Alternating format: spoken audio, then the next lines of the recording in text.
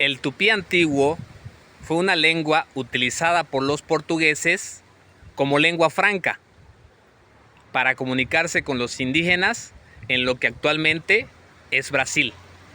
Desde los años 1500 hasta casi la conclusión del siglo XVIII, cuando en 1758 se impuso el aprendizaje del portugués, prohibiéndose el uso de lenguas indígenas.